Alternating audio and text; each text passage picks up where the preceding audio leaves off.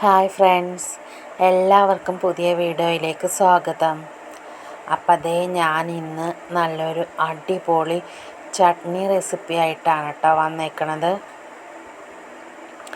അപ്പോൾ ഇതിന് ആവശ്യമുള്ളത് എന്തൊക്കെയാണെന്ന് വെച്ചാൽ തേങ്ങ, തക്കാളി, പച്ചമുളക്, ഇഞ്ചി, വെളുത്തുള്ളി, സവാള, ഇത്രയും സാധനങ്ങളാണ് നമുക്ക് ഈ ചട്നിക്ക് ആവശ്യമുള്ളത്. അപ്പോൾ ഇതാദ്യം തന്നെ നമുക്ക് ഒരു പാത്രത്തിൽ എണ്ണ ഒഴിച്ചൊന്ന് വാട്ടിയെടുക്കണം. സവാളയും പച്ചമുളക്, ഇഞ്ചി, വെളുത്തുള്ളി അത് വഴറ്റിയെടുക്കാം. അത് കഴിഞ്ഞിട്ടാണ് തക്കാളി അതിലിടേണ്ടത് കേട്ടോ.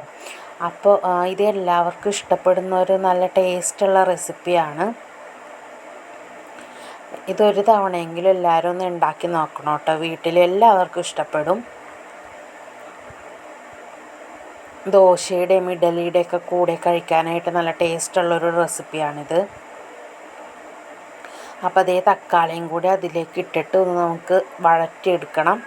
അത് കഴിഞ്ഞ് ലാസ്റ്റ് തേങ്ങ ഇടണം. ആവശ്യത്തിന് ഒരു ചെറിയ ഉപ്പും കൂടെ ഇട്ട് കൊടുക്കാം കേട്ടോ. എന്നിട്ടൊന്ന് നന്നായിട്ട് വഴറ്റിയെടുക്കണം.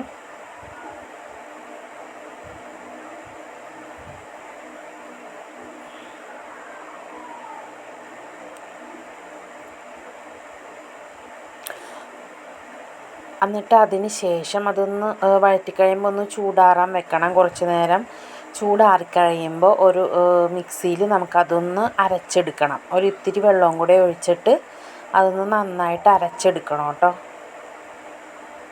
നമ്മുടെ ചട്നി ഇവിടെ അരച്ച് കിട്ടിയിട്ടുണ്ട്. അത് കഴിഞ്ഞിട്ട് നമുക്ക് ചെയ്യാനുള്ളത് കടുകും വറ്റൽമുളകും കൂടെ പൊട്ടിച്ചെടുക്കണം.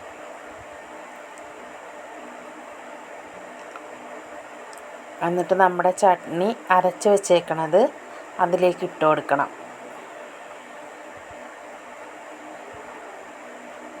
അപ്പം നമ്മുടെ ചാനൽ സബ്സ്ക്രൈബ് ചെയ്യാത്തവരാണെങ്കിൽ ഒന്ന് സബ്സ്ക്രൈബ് ചെയ്യണേ, ഷെയർ ചെയ്യണം, ലൈക്ക് ചെയ്യണം, കമൻറ്റ് ചെയ്യണം, മറക്കല്ലേ. അപ്പോൾ ഇത് കടുക് പൊട്ടിക്കഴിഞ്ഞു. അപ്പോൾ നമുക്കതിലേക്ക് ഈ ചട്നി അരച്ചത് ഇട്ട് കൊടുക്കാം. ഇതിൻ്റെ തിക്നെസ് നമുക്ക് എത്ര വേണമെന്ന് വെച്ചാൽ അതനുസരിച്ച് വെള്ളം ചേർക്കാം കേട്ടോ. നമുക്ക് എത്ര തിക്നെസ്സാണ് വേണ്ടതെന്ന് വെച്ചാൽ അതിനനുസരിച്ച് ചെയ്യാം.